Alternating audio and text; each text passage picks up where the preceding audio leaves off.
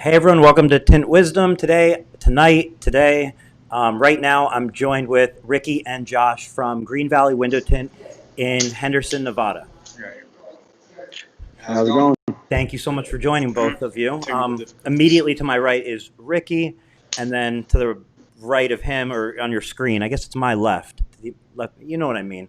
Right next to me is Ricky. Next to him is Josh. For anybody who doesn't know you both. And yeah, let's just jump in. I mean, obviously, just like any other Tint Wisdom, or what's different about this one is, Josh, you've been on this before, so you did do a previous Tint Wisdom. So this is kind of like a follow up. And then Ricky, this is my first time chatting with you. I appreciate you doing this, and nice to meet you. No, I appreciate you having us on. Nice to meet you too, man. So tell me, if you had any specific place you want to start, or what I was wondering was, the last time we spoke, it was, I think, right around pre-COVID, and you were a company that stood out to me as like right when that hit, or it was right around COVID. Like you, nose to the grind, still working every day, like working on organization and structure, and then now we're kind of, I don't want to say on the tail end of it, but we're somewhere further down that path. And I'm just wondering, how things have been going, and what are the biggest challenges you're facing today with your business? All right, Headphones? I'll take the lead because Josh is trying to get his headphones to work. Um, from the Okay. first when he was on to where we are now, we So hold were on able real to come quick. up with I think the problem is, are you guys in the same room? yeah. Can't have two mics in the same room. Just because it just picks up. Take your phone, go to the phone. Yep, go to the phone.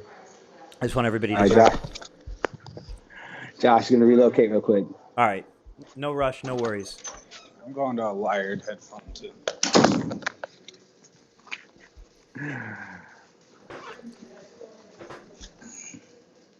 You want me to? I can pick up from where we. Yeah, I mean, I'm in no rush. But if you were going to answer that, yeah, pick up, and Josh will jump in.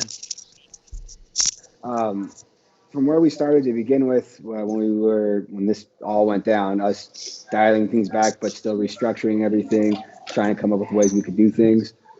We eventually got to a point where we had a bunch of, we were able to put enough protocols in and know what we could or couldn't do, and do it to where, obviously all of our employees are safe, and also all of our customers are safe too. We went from like 3 days to going up to full schedule, probably within like a month and a half or so. But one of the big things we implemented now is that with, like, at least with our flat glass, we try to get with estimates, get all of our measurements obviously as close as possible, so we can pre-cut everything and get the customer already signed off on colors to where as soon as we walk on the job site, we have patterns cut, ready to go, be in and out without having to drag a bunch of extra stuff into the house itself. So I mean, that was one step we took. With our shop, because our bay's in the back and separated from everybody else, obviously masks to pull vehicles around, work around the vehicles. But our lobby way is restricted down right now. But we were able to set up pre-sales on our for our vehicles, to where with people that as minimal contact as possible for them, at least providing that option for them to be able to go online, purchase everything, go through everything, to where all they're doing is literally walking in, looking at colors, picking them, handing keys over to us, and then we get the car done. Got it. What do you think? What stands out as, like, other than obviously like the additional safety procedures that you had to put in place, like on a top level view, what would you say is most different about your business right now than what you would have expected? Like if you were thinking from a year ago, if you were thinking what a year later would look like, if you eliminate the COVID stuff, how has that reshaped your business? Like, not the stuff very specific to COVID, but kind of the bigger stuff that maybe it affected or shifted you, or, because you do automotive and flat glass as well. And has it shifted you in one direction or the other, or changed anything on the top level scale that you didn't expect? Josh, you want to take it? Yeah, I think just kind of comprehensive across the board, really just tightening a bunch of stuff up. Like Ricky said, doing the pre-cutting our patterns. Like we got a whole little station right now. Like actually tomorrow we've got security film job with like 18 panes to install. And we've got 2 guys that we've been training for a while now that are back there cutting the job. So, we're going to show up tomorrow. I'm just ready to start sticking. The automotive side, like I told you last time, actually, we were kind of using a gift card system that we had for the holidays to pre-sell. Mm-hmm. Well, one of your guests, actually, in the power, I think, of podcasts and the internet and group learning, one of your guests, shortly after I was on last time, talked about his website and how people were able to purchase and schedule directly through his website and how he did it himself on Squarespace. It's like, oh, let me check that out. I checked out his website. It's like, oh, okay, let's check out the Squarespace thing. Like within 3 weeks, we kind of mimicked very similar to what he was doing. I didn't have to reinvent the wheel. Right. Like it's really easy through that Squarespace thing to just give them a menu of options to purchase, and then they have the Acuity thing in the background for scheduling. And so we have people purchasing and scheduling their appointment and it popping up in our calendar daily now. Do you remember who that was that you saw on the Tint Wizdom, in case anybody wants to go back and watch it? Oh man, he was out of New York. It was Sean Roach then. Okay, yeah. What's the name of his company? It's Sean Roach. He changed it, and that's what's maybe throwing me off. But basically, you can look up, like you said, Sean Roach, and then he's Window Film Warriors or Window Tint Warriors on YouTube and maybe on Facebook as well. Okay. But that would be a good way to find him. Look up like Window Tint or Window Film Warriors. Sean Roach. That would be the one. Yeah, no, big shout out to him. I mean, looked at what he had and was like, there's not much to change here. So we kind of different vehicles in the pictures, but like it's mostly the same thing because it's like, okay, there's another tinter on the other side of the country that's using this and it's working.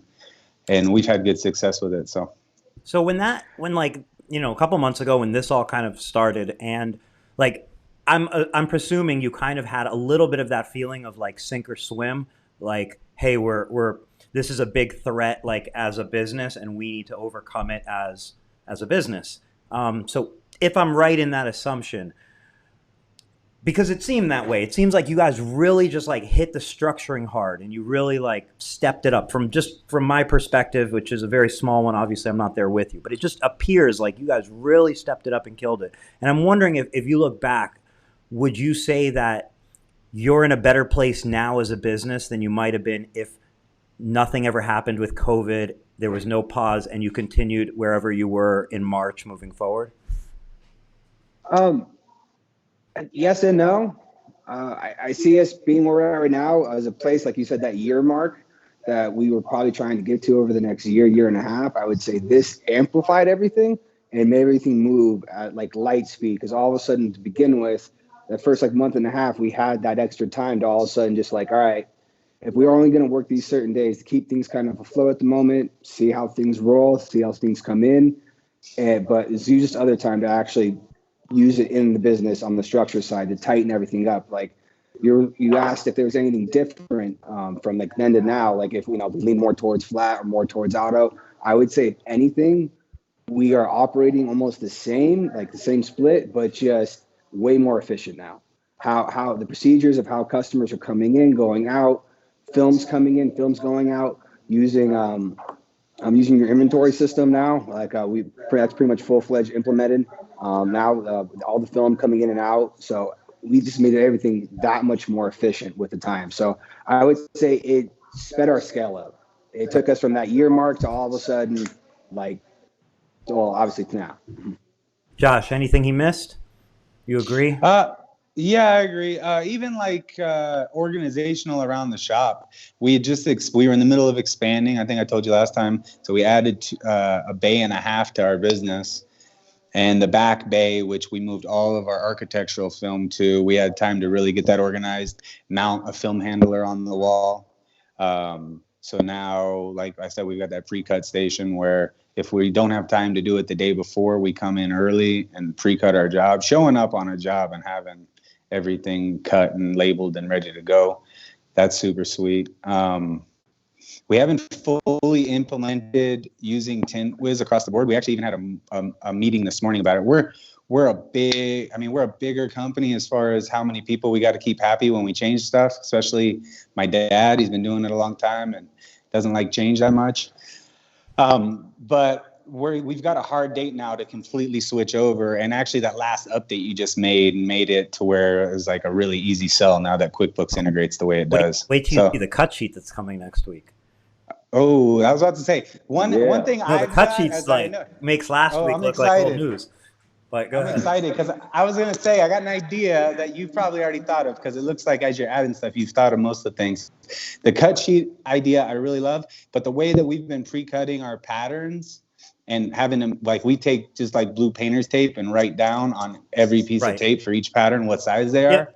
Like, if the next step to that is that label machine is able to pump out labels for each pattern. So check this out. That would be sick. I didn't actually think of that. However, you're right. That would be sick. And who thought of that, who brought that to our attention was actually Wolfgang Window Tint, because that's what they started using their label printer for. So they just started printing labels. They pre-cut their film and they started using those labels. So that is something that's going to be in Tint Wiz, but because they thought about it, and then, I mean, it was already going to be there, but you thinking about it's showing like the great minds thinking like, I did not think about it, but I did recognize it was a very, very good idea. So that would be a huge time saver. I would, yeah, that would be amazing. Yeah, and go ahead. No, you're good. Sorry. No, go ahead. I want to hear what you have to say. No, I just, I mean, that little, it doesn't seem like a big deal, but not having to unload, especially on jobs where there's possibly 2, 3, 4 different boxes of film, because you might have multiple types of film and multiple roll sizes, loading that, unloading that in and out of the customer's either house or business, setting up a film handler if you use it, if you're opposed to using it and you want to bend down on the ground and mess your back up, and okay, cool, do that. But like showing up and skipping all of that and just putting film on glass, it's a game changer for us for sure in my mind, because I'm out there every day doing it, and it's like we can install a lot more when we're operating that way. So yeah, that label printer will definitely be able to do that for you really shortly. And then as far as the cut sheet goes, in like 1 second, it's going to sort all of the windows it's going to nest them into the most efficient cut pattern based on the roll, like the width sizes you're using. And then it shows you on that, cut sheet, which, like every square that's a window, like which room that's for. So you'll know, so, I mean, I just think that like, no matter how good of a mathematician you are, how good, like being able to see that at an instant, first of all, I believe our system will always out nest somebody like trying to figure it out manually, because there's too many combinations, especially when you add like 20 windows, how you can position them and rotate them. But so like, I just think using that on the quoting end and the installation end gives you like a double benefit, because you're able to actually see the amount of film you're going to pull for the measurements you have, as well as the amount of waste you're going to have. So you'll literally know your film usage when you're quoting the job through Tint Wiz, and then the installer is going to know exactly how to cut that. And then if we can make it happen, we'll try to connect it with your plotter, and you could potentially just plot the whole job straight out of Tint Wiz, but we're not there yet. But anyway, cut sheet will be there, and I think you'll love it. So. And the label thing we'll prioritize and get that right away as well. That's sweet. Yeah, man. No, that's the one thing I've been the most impressed with operating with Tint Wiz and trying to learn it is when we talk to you guys about something, it's like, oh yeah, that's in the pipeline, it's coming soon. And then like a month later, it's like, oh yeah, we just added that. And there's been a couple of times on the inventory side where I've messaged about something, or even my guy in the back, Freddie, will be like, well, I'm trying to add this film and it's not in there. I'm like, well, go to the help center and ask them. And he's like, oh, they just added it. It's like 20 minutes later. Like, oh, okay. That means it's super responsive, man. Like that's. I mean, look, that's the way you're supposed to run a business, whether it be a tint business or an app or an anything business. You got to take care of your customers, and you got it. Yeah, I appreciate you guys are crushing it. That's an important part, I feel like, of the business. It's not just customer support. It's not just something you have to have as a business. It's something that you can build your entire business around, regardless. Oh, absolutely. So what you got? What's the future look like? What do you got planned? I wanted to kind of preface this question by saying, I appreciate you. I appreciate everyone, especially you tonight, because you're on here, you're sharing your own like experience, your business, your tips with the public. So, I do think that benefits everybody. I even think us talking about it somehow could benefit one of us as well as obviously someone watching. But what I'm trying to get at is I don't ever want you to feel pressured to answer something that you may feel is a competitive advantage or something like, hey, you're not ready to share. So like anytime you want to say, we're not answering that, like please feel very comfortable. So that question is, what do you have your sights on if that's a question you feel like answering? Like, are you doing graphics yet? Is a printer on the way? What Wait, direction are you thinking? we actually already do graphics. I'm gonna let Ricky handle that. But that actually, you brought up a point that I really like though, because I'm honestly, you asked me a question, I'm gonna tell you. I heard something once from somebody in the industry that's like always stuck with me, and I actually just this morning going on a run down my street was looking around and like on my street that I live on, there's like 2 houses that have tint on the window, like out of like, 50 houses down the street.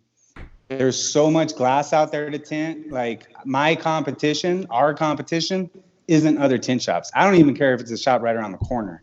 Like there's more glass than we have installers and tint businesses to install film on. So it's like at the end of the day, I think that's the other driving force for the growth that we're having and how we've actually been implementing stuff is the only competition we have is us.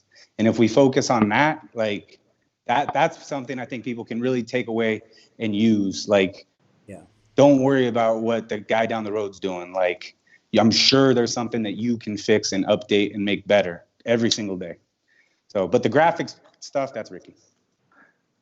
No, yeah, like you said, graphics. No, we've thankfully been in graphics now for 19, 20 years. Started off with the little digital, the little vinyl cutters. We upgraded to a printer about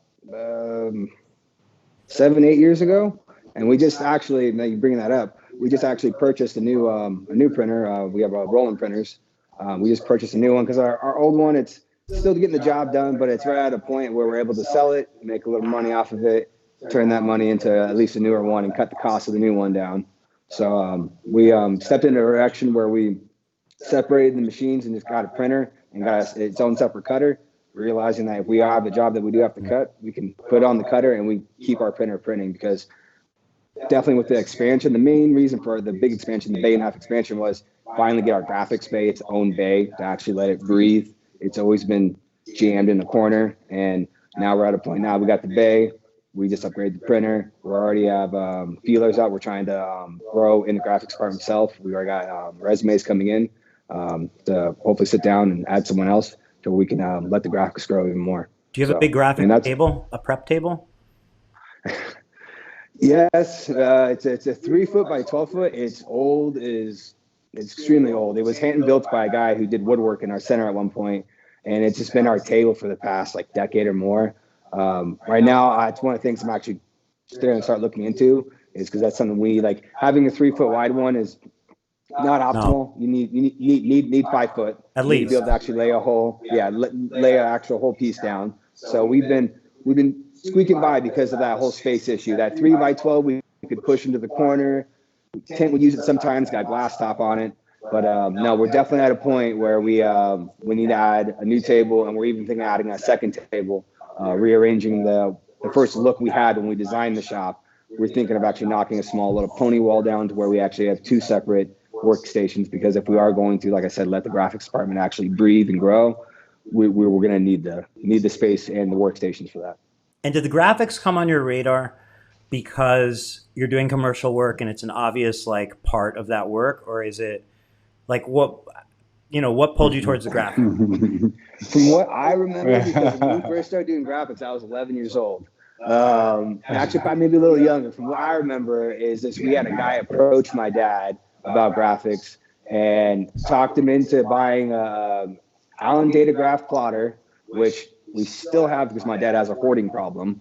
But we still have that plotter, and talked us into signing into FlexiSign Pro, which we came to find out later on was extreme overkill for first opening a graphic shop, just cutting some regular old stickers. But that's what I remember. If Josh, I mean, you remember anything else besides that? Yeah, I mean, it was pretty much that. I remember I was like 12 or 13, and the guy was around for like a year or two. And at some point, luckily, I was super interested in it, and I started like digging into like watching everything he was doing. And I wanted to learn how to cut stickers for my friends and stuff. He just straight like disappeared, and it happened to luckily be in the middle of the summer, and I knew how to cut stuff well enough that it was like, oh, well, you're the new graphics guy. Yeah. But yeah, we've grown a lot since then. But that was all just like, shine right, old school vinyl. There was no cast vinyl or whatever it was. It wasn't this cast vinyl stuff we have now. It was layering colors with clear tape, and it was a nightmare. I'm so glad we don't do that anymore. Yes, very glad that we don't do that anymore. But I do feel growing up through that and handling that old vinyl, handling the new stuff now is super easy compared. Yeah. Technology. That's the funny thing about when people like get into vinyl or get into tint or whatever, but you see it in both, I think, is like the tendency is to like go with a really cheap material, and that cheap material is going to be a nightmare for you. So like weeding out a cheap material, cutting a cheap material, installing a cheap material, like it's cheap for a reason. So like it's not just cheap. Yeah. Absolutely. Not the way to do even it. tint, same thing. Mm-hmm. All that cheap $60 box stuff out there, it's like saran wrap. Like, good luck. Have fun with that. Ricky, let's pause real quick. You're echoing a little bit. Do you know if your audio is coming in two places by chance? Josh, get in a different room. I need to go further. Man. Shit, sorry. All right, we got this big old shot. You sound good, Josh, but I hear the echo in Yeah, I think it's Ricky because when it's you're coming talking through my mic too. Yeah. Sorry. I just don't want to.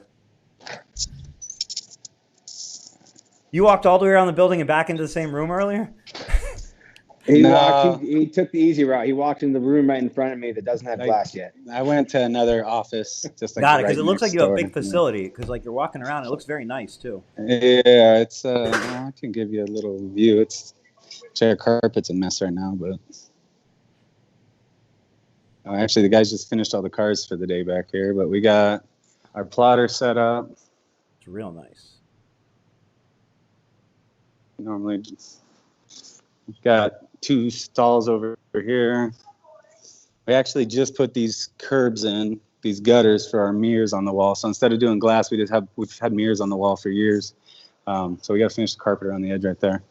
And we still got little onesie and twosie stuff to finish on the remodel. But then this goes into our graphics bay, which, yeah, there's actually 2 printers in here right now. Oh, it's real nice. Real nice. And then our guys are back here cutting tomorrow's job. Probably got music on or something, but we got inventory. Yeah. Oh yeah, that's only part of it too. Oh, it's a mess right now, but you guys are live. What's going on? You have a beautiful facility. I mean, you didn't really. Thank you. Thank you. I feel like you kind of like undertoned how nice your place is. Like, it's big, it's clean, it's very organized. Your inventory room's probably the nicest I've seen. Like, that's really nice. Thank you. We've been working on it. It's a constant work. It's really weird having grown up in this business and having grown up in this building. Really, we've been in this building since '92. At one point, we were in the warehouse buildings behind it, where like now there's like a body shop back there with no AC, no nothing. That's where we started. I don't mean to be like weird, but I'm curious. Do you guys own the building? Yes. Yeah. Cool. Yeah. That's why we expanded. We bought the 2 units next to it. We started off when we first got here in '92. We obviously were renting in the back, then we were able to move up to a storefront. And from the storefront, our center itself, there's technically four owners. There's 3 people that own 3 individual bays, and there's 1 guy who owns the rest. When they first started developing the site, they were selling them off as individuals. They realized pretty quickly they weren't going to make the money. They decided just we're gonna rent them out. Thankfully, when the 1 bay went up for sale, we were able to get it. And then from there, when the center got bought out by a new owner, he knew that we weren't going anywhere. And pretty much to relieve the pressure of just running the entire center, we've slowly been accumulating the bays just in our building itself. We took the 1 to the right of us, and then we just took the 2 to the left of us now. And we're in the process of hopefully adding the rest of this building just so where we own our entire building itself. And then we do have a lot in the back with the standing building that it needs a roof, but it is a work in progress where we can actually, where Josh is showing right now, the roof got taken, that's the lot. And then to the right, that building, the roof unfortunately was taken off by, of all things, a tornado back in the late 90s, ripped off the roof. And that's probably one of, I say, our almost longer term goals. Right now, we're getting everything gated off in the back. That first from front bay is eventually going to be our bay, and that's going to be for, say, RVs, large vehicle wraps, anything like that, to where we really need to get anything extremely tall inside a building. Awesome. That's awesome. Because like location, if you don't buy the place, you can only invest so much in it, and then you can get like the rug swept from under you, and it's very difficult if you spend 5 or 10 years building up a location to have to completely start over in a new location. So, huge. Yeah, I like to give my dad grief, but he's done a lot right. I'm very, very fortunate, very lucky to have grown up in this business. And I mean, we did the meeting we had this morning, actually. My sister was here, my cousin who's working for us now. That's the other thing. Like, I think I told you before. My wife's cousin works for us. Yeah. We, the 3 installers I actually just walked past in the automotive bay, they're brothers. The oldest one's been with us since he was like 16. When he was actually dating my sister. He's like another brother. We've got a good group here, man. Yeah, it's good. I'm super grateful. Right now, things are good. We're busy. We've got some big projects lined up. Could be much, much, much worse. So you're in, is it Henderson? Yes, sir. Henderson, Nevada, because Chamal asked in the comments. So Henderson, Nevada. And then Maverick left a comment, and he was just saying that, what you're doing, pre-cutting all the films is a genius idea. And he was asking if you have the customer prepay or at least a deposit, since you're cutting all the film ahead of time. Usually, it's always, most of the times, a deposit, especially in something that we're pre-cutting. And then usually that's like the new line of communication we've been able to set up between us, the installers, and then also the sales force that's going out, that, when you have this customer and they're locked into these colors, mark it. So we know we can. So if we get a customer where they're on the line or on the border about going from like lighter or darker, they're scared about that, we'll cut what we can, but the rest of it, then obviously if it's something where it's enough windows the right size windows where it makes sense to throw a film handler in the car, obviously film handler comes with. But if it's a small little job, something like that, then obviously we're still just bringing boxes in and cutting it there. But we've really pushed the sales force to where we are, if you can get exact measurements, and then also they are 100% in these colors, and deposit obviously too, then most of the time we are striving for the deposit if we are cutting something up. So if the job is certain on the film color, if they give a deposit, is it still based on size, or would you just pre-cut everything that meets those 2 requirements? Or does it still kind of matter if it's the small job not worth pre-cutting? No, we have one guy who only goes on small stuff. He likes to cut his own stuff. He can cut it. It's all right, cool. You're going to get it done. Not a big deal. But yeah, if we can, we are, because then we can. Yeah, it's being like, I'm assuming, I think you were asking. No, depending on, we get the deposit just to usually round off to an even number. So it's like $1,800 job. They'll collect 3 something, to where at least we know the customer's got skin in the game. We know that they're up front. They know they want the job done. Then we just cut the job. And then, we know we are taking on that little bit of liability. It almost happened the other morning with the big job that we're doing tomorrow, which I think Josh said 18. It's actually 81 panels. I said 80. Okay. I thought I said 18, but it's 81 panels. And I was going out early Tuesday morning to try to get some of the sliders knocked out and stuff like that. And when I first got there, I started talking with the customer, and instantly, all of a sudden, it was like, well, no, we want 10 over here. I'm looking at the work order. I'm like, well, it's a good thing we didn't pre-cut. So we kind of got lucky in that aspect. But the times that happens, it's very rare as of right now, because we really push the issue of making sure that, if the customer's on the fence at all, we'll just hold off, especially if it is a larger job.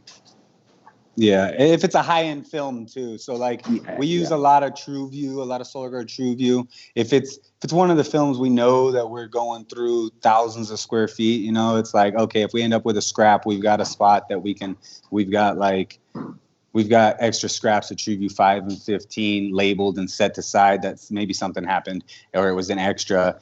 And when we make our little tape tabs to pre-cut a job, now we've been going through that and saying, okay, what can we take out of this scrap box and use right now? So the volume we're doing helps also. So but anything like say Prestige or say Highlight, most likely if it's any job of that film and larger job, most of the time obviously larger deposit, but then also if just to make sure if we know we need the leg up just to say they try to squeeze a bigger job into a smaller day, it gets verified usually about twice that the sizes and everything, just because, obviously you don't want to pull something wrong in those films. It's painful. I think the one other suggestion of something we figured out on that is, so we're typically like adding an inch to the width or whatever. So say it's like a 28 by 58, we're just going to pull out of a 60 like 29 inches, right? We're going to add an inch, when really with the ruler on the film handle, it's adding like an inch and a half or an inch and 5/8. But if it's a window that's like, it's labeled as a 29, and it's, especially if it's one of those higher end films, or we'll bring the film handler on site, especially if it's something that, okay, I can actually get 2 of them if I cut it exact, but we need to get there and double check the measurement, Right. It's kind of common sense stuff like that. Yeah. The rounding up, I definitely agree with, because I feel like if you don't round up, you're going to set yourself up for a really unhappy day one day. It's just a matter of time. And like, we just actually, one of the features we added in there in Tint Wiz was that if you want to enter a measurement now, like you never had to round up, but now you can enter an actual measurement to like a decimal if you want. So like you could be like, this window's 33.324 or whatever it is. Like if you want to do that, because there's actually window tint companies that do that, but I just think it's like the worst. I don't know. If it works for you, it works for you. But you got to measure all corners of the window then, because you can't presume that things are going to be straight. And so anyway, absolutely sounds like the right way to do it.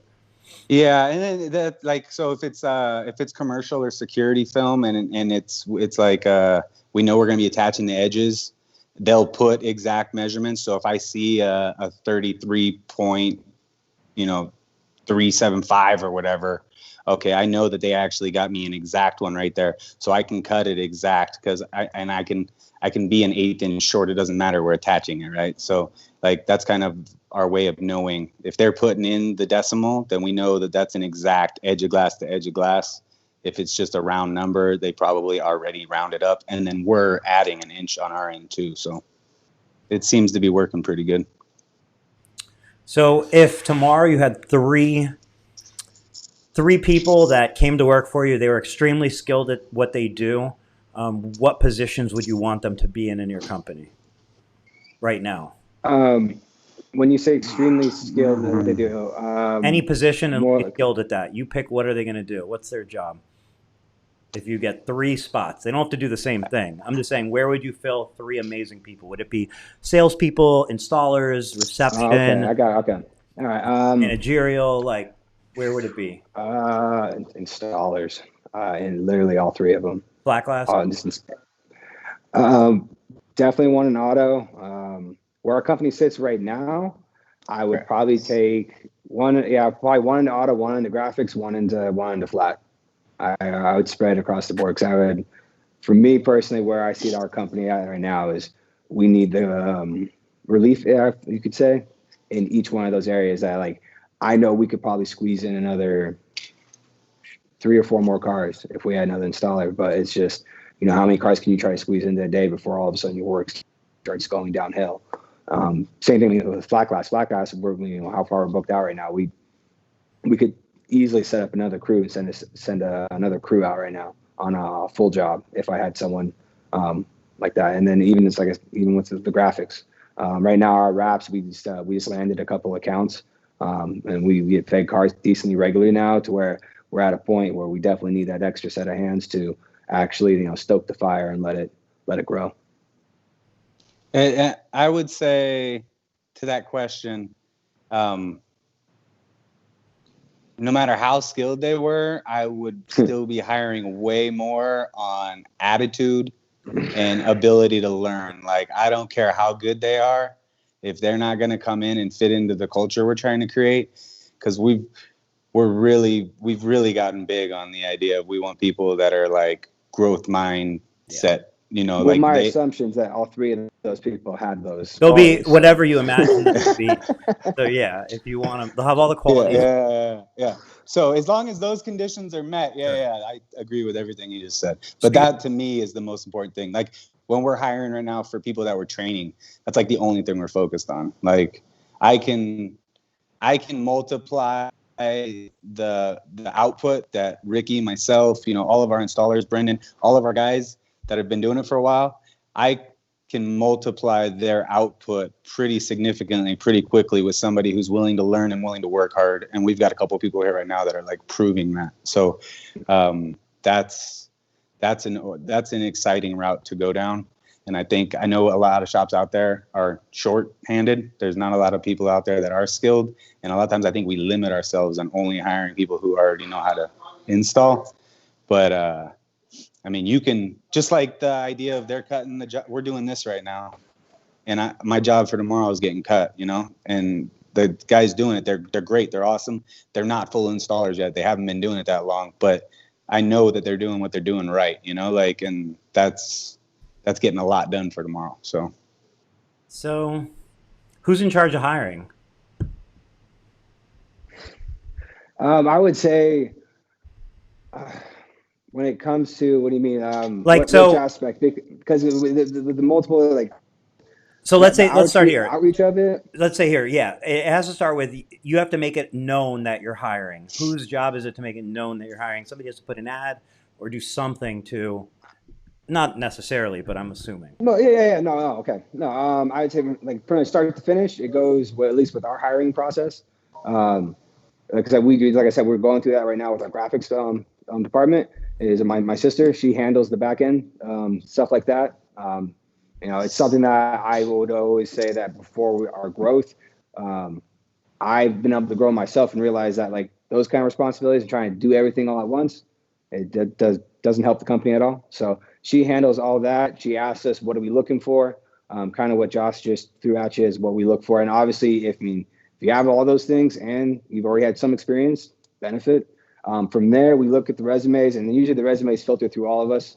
We'll all kind of gather, and when I mean all of us, I'm talking about my father, my brother, my mom, my dad, and me. We'll discuss it, see where we fall and who we like. And then from there, it's kind of a two-stage interviewing process. With the initial interview, it's me, my brother, and my sister sit down. We sit down, we have them bring 3 questions to us. At least we ask them to. That's one of the things after we tell them, hey, we want you to come in at this time. But bring 3 questions. Don't care what they are. Just 3 questions you have for us. Main purpose for that is, will they do it? And then are they going to write it down? How prepared they're going to come and how serious? Questions. You're giving away all the secrets, bro. No, 0 secrets. But have them come in for that initial interview. If everything goes the way we like what's being said, then the secondary interview, that's where my father kind of gets brought into it, which lately he has been actually loosening it. That's what actually I think about. That's how we were doing it. Now we're at a point where it goes to the 3 of us, and pretty much we discuss with my father now, and he kind of leaves it up to us if we think it's the right fit, and he wants us to give it a go.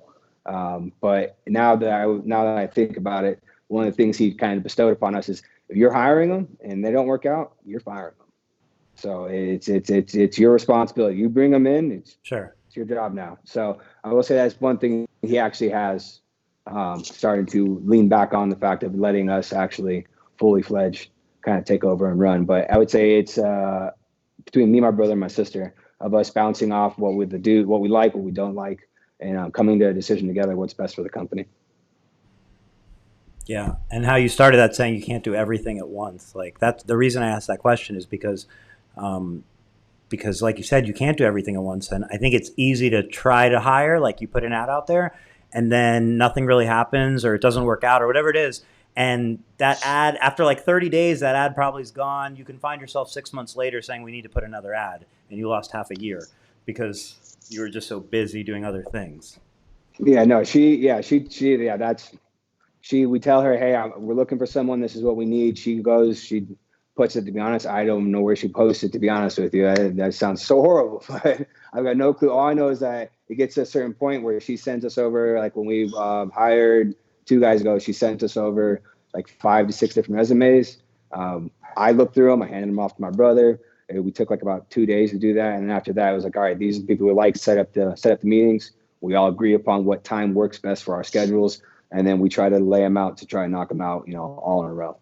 So Yeah, and I don't know, another avenue to help people out as far as hiring goes that I think we've found highly successful is, through just your personal networking. When you got kids that are doing sports, or are you, I mean, right now, the two guys in the graphics bay are both connections from me getting into jiu-jitsu. And it's like, oh, okay, cool. This is a great group of people, and you meet some good people, and then Mm-hmm. all of a sudden, it's like, oh, hey, Right. you could do window tint, and 6 months later you really know somebody well, and they're like, hey, I know someone that needs it, and stuff like that seems to always work out the best if you're getting some type of Yeah. personal reference from someone you've already built a relationship with. And historically, I think that's always been the people that we've had and kept the longest. So Yeah, I mean that comes, I think, because of your openness to train, your willingness to train. I think sometimes maybe people have this mindset that like tinting is impossible for anyone else to learn. They hold a secret, and no one is worthy of that, that secret. And if you realize, like you said, you're looking for people who are hardworking and interested, and like want to match the culture that you're setting with your business. That person can learn those. Like those are the core values that are important. Learning how to tint or prep a window and so on, those can be learned. But like the other ones are typically ones that they've brought with them throughout their life, and other things that Yeah. they do. yeah, and those are the ones that aren't easy to change, so if they come in with the Right. opposite, it's Right. you're fighting yourself all day long. It's not fun. Right. I definitely think people can obviously change and grow throughout their life and so on. But I think as a business hiring, being in business to be in business, you're better off kind of looking at the person, looking at their past, looking at their current, and making a decision. If you like that, not hoping that they're about to have a revelation in their life and everything's going to change for them, because it's probably not. The more information you have about the person, the better off you are. The more like background stuff like that. I mean, as much as like you said, if you're getting a personal reference from someone who obviously they're putting their name on the line because you're already friends with them, and like, hey, I have this person, they're solid. Like, yeah, no, it's in my eyes, usually it tends to work out better that way. Just because, like you said, you have a lot more information about the person. You already have a feel for who that person is by the time you've already got the interview, and you've already heard everything about them from a secondhand source that's vouching for them. One other tip I picked up from I saw it in a post. I think it was Brian Haas. He was saying how like one surefire way to like weed out hirees, like new hires, is interview them at like 7 a.m. in the morning or 8 a.m. in the morning. That's not And a like bad idea. it's definitely a good idea, because if somebody's going to come in there at like you do it at 8 a.m., they're there at 7:50, you got them. But if you do it at like 1, you could roll out of bed at like 12:15 and they still showed up. They were like drunk the last night. Like, so you might as well just, hey, whatever. Make them come an hour before they would normally have to come. I like that. I Yeah, we like might that a take lot. that to the extreme. The two of us are up really early. I don't know if people are gonna want that. But, They're gonna go in there at 6 a.m. in the morning and see like a jujitsu mat on the ground, and you're gonna be like, all right, let's see what you got. Like, you came for the interview. maybe take them for a run. Yeah. There you go. That's a good way. Take them further on the interviews. If you meet them at an off-site location and you run back to your shop. If they make it, they get the interview. If not, all right. They don't. Yeah. So I'm curious to shift topics a little bit. You've referenced your father. Obviously, he's the one who started the business, laid the groundwork, and taught you mostly or a lot of what you know. I don't really know, but I'm assuming that because you guys it seems right. My question is, a topic that comes up a lot in the message board, like the Facebook groups, and sometimes here on Tint Wizdom, is the generation of what I'm assuming your father's generation is. Just looking at you guys, some of that generation feels that tint is an art, and the art kind of supersedes the business. And I feel like the younger generation, potentially, and I don't think this is a black line or black and white line. I think you get everything, but it seems like the younger generation is more open to learning on YouTube, learning through videos, trial and error, more the maybe marketing end of it or the business aspect of it. Is that anything you ever ran into with your dad, or is he more the business minded? Obviously, he knows how to tint, but What do you see from that? I'll start with this one. I'll let Josh follow up. He was definitely, I would say, leaning towards he's that tints and art. Um, I growing up through it and not knowing any other work experience but tinting. I got very lucky, like you said, like having my father in the fact that starting the business, growing the business, and then me getting into it just as a little kid and just wanting to make money, and then realizing that I actually really love what I do. And like I would say, I actually probably got a little bit of that from him. Like I mean, I absolutely do look at what we do as art. Absolutely, like it's you know I mean, that's one thing I love about going to the tin off is watching all the top competitors, seeing all the guys, seeing them do something a certain way, and just looking at all the different aspects of tinning. When the whole YouTube trial and error stuff, I would say that is one thing that my brother definitely has brought to our business when he came back into it, where I was probably a little stuck in the fact of those are things I wanted, but at the same time, I probably wasn't pushing as hard as I needed to, and having him come in and be a lot more aggressive with it has helped me kind of push along. And I've been also been able to be a nice buffer to my dad too, because my dad was definitely like hammer, magazine ads, paper, like the whole digital switch was very hard for my dad. Even going from when we went to from paper estimates to digital estimates, now we're switching into Tint Wiz. The same thing. It's definitely been a lot slower process for him.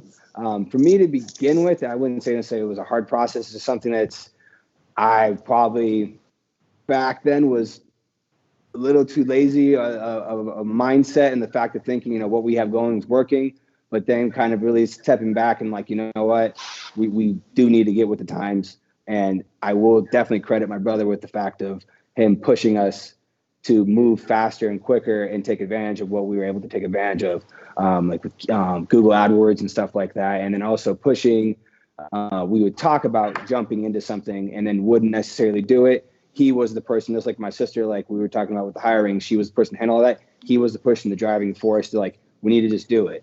And at times they definitely clashed, but stepping back now and looking at how everything has kind of developed, it couldn't have happened any better. So I would say, yeah, my dad's definitely that old school guy, definitely the tint art to him. And I mean, I would assume same thing for my brother too, but he's definitely been the driving force when it comes to that more business evolution side of it. And he's even opened my eyes more in the fact of driving me towards certain like books to help with leadership and stuff like that, to having that growth mindset and open me up to it. So I would defer the rest of that to Josh then. It's really weird because I think at the end of the day, I'm more of that artistic type as far as like, I've got a million ideas. I like seeing what other people are doing. Whereas they're more execute, get what's in front of us done today. So like as far as tint goes, yeah, like everything you just said, I agree with, but then like to like balance that out, I have a problem actually like, hey, I got so many ideas that like I'll start one and then, okay, now we're on to the next one. And it's like, oh, well, we never finished this one, So it's like, even like our social media, my sister's starting to grab her hands on it and hopefully we'll get a little bit more consistent with it. But it's like as an installer and having a family and everything else, like that's the one thing that I know I'm constantly slacking off on. It's the one thing I've been preaching we need to do the most of. And because it's in my court, I don't feel like I've completely executed on it all the way. I mean, we've got stuff on our Instagram. I'm doing stories here and there. It's just like we're so busy. It's like her being back in a full role is nice because that's going to start to be a little bit more consistent. But we're definitely, I think we've got that. I don't know. I think all good businesses or strong businesses, they have that push and pull where it's like, it's not this group thing where everybody's just on the same page and we're going to stay the same forever. We definitely get at each other and we have our moments where it's like, well, I think we should do this. Well, I think we should do this. And through those conversations and battles, which have become a lot less battle and a lot more conversation, we've been able to accomplish a lot. So that's something that's, that's been huge. Well, I just want one second. What was him saying with like him with social media? like I said earlier, with the whole me thinking like spreading myself too thin, we've thankfully been able to grow at such a rate to where we keep thinking that, all right, I can still handle this over here, but I gotta take care of all this over here. And thankfully, we're all of us together, including my father.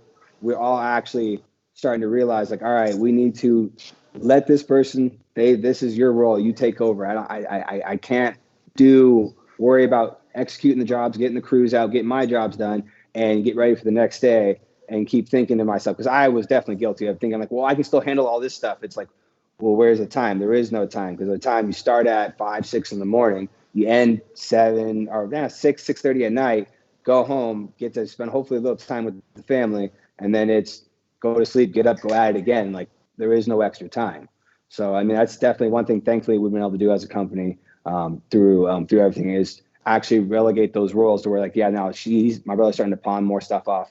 Now I say pawn, that's a horrible word. Delegate. Yeah, delegate. Thank you. I know what you mean. Yeah. But that's super important. That's something I remind myself every day. Things come my way, and sometimes I'm just like, I got it. But then like sometimes I just make a hard line, and I'm like, I'm going to tell somebody to do it and let them do it. I could have did it maybe in the same amount of time to tell them, but you have to break that wall in your head that just goes, I'll just do this and I'll just do that. And, like you said, dedicate somebody to do things. I think that's the thing people struggle with the most on training new people. You so don't want to let go of your baby, especially those like and I've got it for sure. I'm super picky with my work. I'm definitely the slowest tinner in the shop because like I won't let any little teeny thing go. And, well, I will. No, I'm just saying like stuff that I don't even need to pay attention to, I'm paying attention to. And I know that I've got that problem. But when it comes to training people, like actually like being like, all right, I've showed you what it is. I've seen you do it a couple of times, slowly starting to give them more and more slack and let them actually do stuff. It's the only way they're actually they've got to make some mistakes on their own, right? Like you have to fail to learn. You're not gonna learn it, right? So I know, especially if you're smaller and you're back. I remember when we were small. I remember the stress of it. Like I was a kid growing up through it. You could see it. We were here all the time. I know what that feels like. So the smaller shops out there, like, well, that must be easy. You guys got 13 people to say you're doing all this stuff, but it's like. Eventually at some point, if you do want to have more people helping you, because it's all about people, man, like the business would not be what it is today without all the great people we have right now. It's not me and Ricky. We've got 13, 14 people right now. I don't even know what the exact number is, because after we last talked, we had kind of scaled back. Everybody's back, but like one person from the beginning of COVID. And we hired someone. And then we hired, I think we hired 2 actually. 2 more on top of that. Yep. So, that's where we're spending most of our time focused now on top of, installing the extra hours we're coming in. It's like, we're talking about training the guys that we're training and how can we get them to be a separate crew, and we've got a whole nother crew out, you can't do it all. Eventually you cannot do it all. You're going to stay a small little 2-person operation if you don't ever trust somebody else to help you out. Like you have to figure that part out if you want to grow. You have to train to replace yourself. You have to train someone to replace you, and then always give them the opportunity or give them the lane to, like, I want you to take my job, and then from there keep progressing up the line. You want getting sales, management, stuff like that. That you have to train to replace yourself. Yeah, that was one of my biggest takeaways from the military. The structure of the military is completely set up like that. Your job is to train the people below you. The person above you is to take care of you and train you, and it works. So, yeah. With that said, do you see a time in the foreseeable future where either of you feel like maybe you won't be doing any installs, with obviously rare exceptions, but like no installs? Yes. I would say right now, just because for me, I'm only 31. Like I feel like I'm definitely in the peak of being able to lay a decent amount of square footage. I really enjoy installing right now. But then again, I also really enjoy the business side of everything. And I am trying to get more into it. So, definitely within the next couple of years. But with the rare occasions of, obviously getting my hands on something every once in a while. But I'm definitely am trying to right now. As like I said, I am trying to train the person who will eventually, hopefully, to step into my spot where I run my van or technically my crew, to where I can step away. And then, yes, if need be, install on something else, absolutely. But at the same time, keep investing our time back into our business and keep growing the business side of it, because that's definitely something that we've learned through all this, is that we've thought we've given enough time into the business side and devoted enough into it and growing it. But definitely through all this, I see that we have, but we haven't. And then we can still devote a lot more time to that and probably make things run even that much more smoother and get to the next step that we want to get to. Yeah, I don't know. If you would have asked me that question a couple of years ago, for sure I would have said, yeah, I'm eventually gonna not be tinting anymore. But yeah, I don't know. The way things are running right now and the crews we have right now, I really like the training end of it. I really like installing. I really like interacting with people. I think that's something that's, I don't know, not to get too crazy into politics or what's all going on in the world and stuff, but I think a lot of the chaos going on right now is people are disconnected, even though we're more connected than ever because of stuff like this. I really enjoy going into customers' homes and talking with them, getting to know them. And I feel like, that might be the reason why I'm on a job for next 30 or 40 minutes or something. But I think it's also reflected in our reviews that we actually get to know our customers and really create those relationships with them, where all of a sudden they're referring their family members and their neighbors. And, I'm not doing it just because of that, but I really enjoy actually it's pretty intimate being in somebody's house for 5, 6, 7 hours, Yeah. It's a fun experience, and I don't see myself wanting to ever completely step away from it while I'm here doing this. So, I mean, one day I might end up out on a farm somewhere doing nothing, but not anytime soon. Got it. Yeah, because I mean, the idea essentially, obviously, all valid options, all valid. The idea would be, do you like putting the film on, meeting the customer, and so on, or would you, if your mentality is growing bigger, if you're, bigger is a thing that I think everybody just is attracted to. Bigger, you can manage 10 people all working at one house, but you can only be at one house at a time. So if goal is bigger, then you imagine that. But and sometimes goal money even could lead you to tinting yourself because of how much money. And I mean, there's so many different angles. And I think that's why I asked. I guess that was the background behind the question, is because y'all are growing big, but at the same time you enjoy those aspects of the business. Well, no, I mean, installing wise, no, I absolutely love installing, but like I said, completely stepping away, probably not. But yeah, getting to the point, like you said, one guy running 10 guys on one house. I want to be the one guy running 4 crews, going in 4 homes. That's where my vision takes me. Is get enough people to where that's going out and being able to one person coordinate can all run that. 10 crews. One person can run a marketing department, one person can run an install, one person can run a sales department, one person can run hiring and training, and 5 people almost have the impact of 50 people type of deal. But is that, but that's not there's no right or wrong. It's more what your vision is, what you enjoy, and just knowing that. And I think it's important to think about and you probably never know for sure and it changes, but I feel like it's something that's you all think about, but I'm just saying in general for people to think, because if not, you're attracted to big, but then you don't want to have employees, but you don't like certain, and it's you can't have all good and bad. Growing big gives you volume to be able to make moves and buy printers and hire receptionists and not be scared to not be able to pay her. But that's a whole different business that's than being small. So it's it's Yeah, no, it totally morphs to that point. And that's like I was saying earlier, I feel like that's what's given me even more respect for the idea of understanding how valuable every single person is. That getting bigger thing, the role of management, ownership, whatever you want to call it, is way more about managing people at that point, and that's totally what it is. Right. So that part I love, the leadership idea. he mentioned it earlier, like books and stuff like that. I think I mentioned it even with you last time. Mm-hmm. But anybody out there who hasn't actually looked into it yet, I think we're actually about to start doing some echelon front virtual stuff here soon. But Jocko Willink's and just promoting a lot of those ideas, and it's Yes, not Locke. even it's not just for the owner of the business or management or whatever. Honestly, it's something that you want to promote across the board with everybody.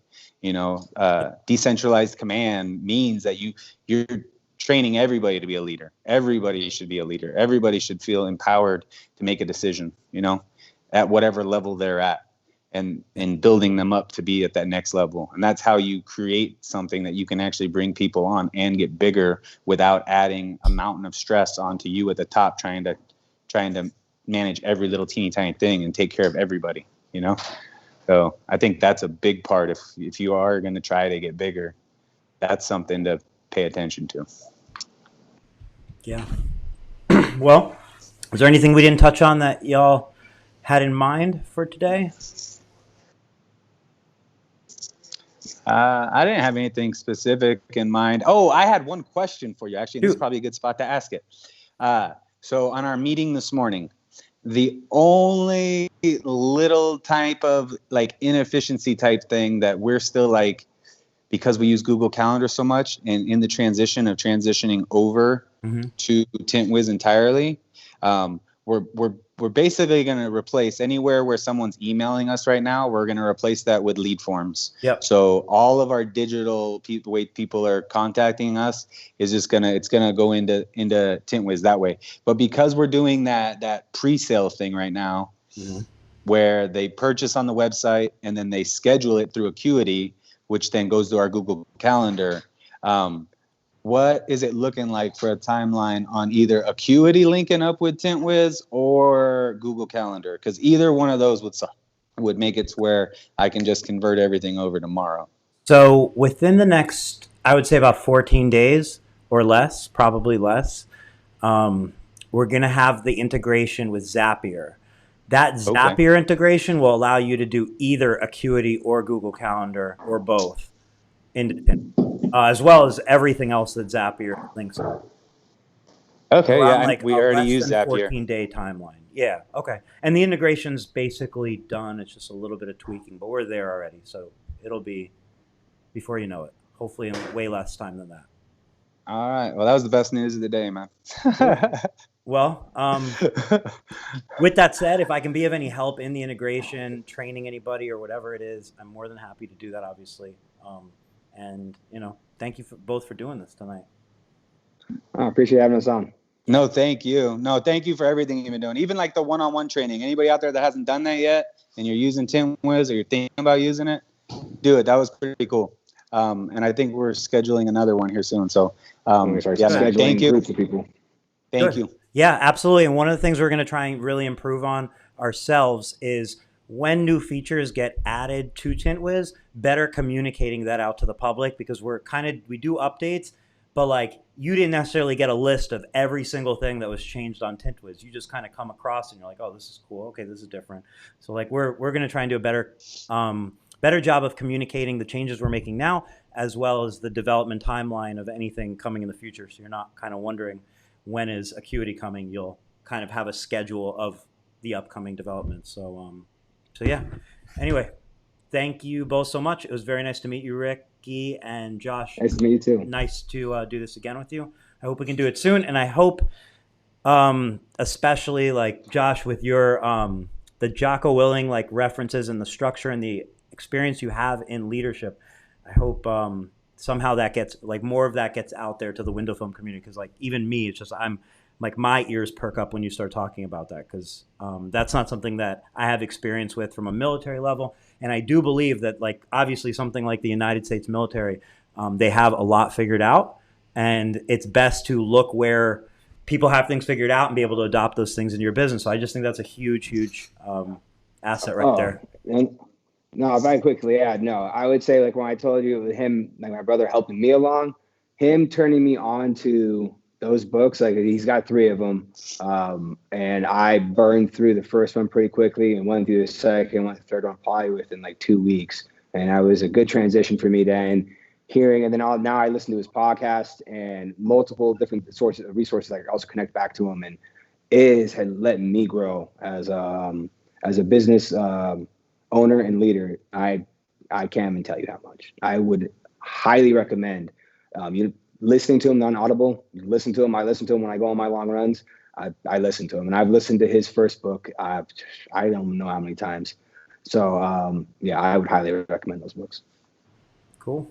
Well, thank you both. Enjoy your evening, and thanks for everybody for watching. We'll be back tomorrow. We're going to do the final Window Film Revolution roundtable, Thursday roundtable, and that'll be tomorrow. So we'll see you then. Thanks again for doing this, and everyone have a great evening. Thank you.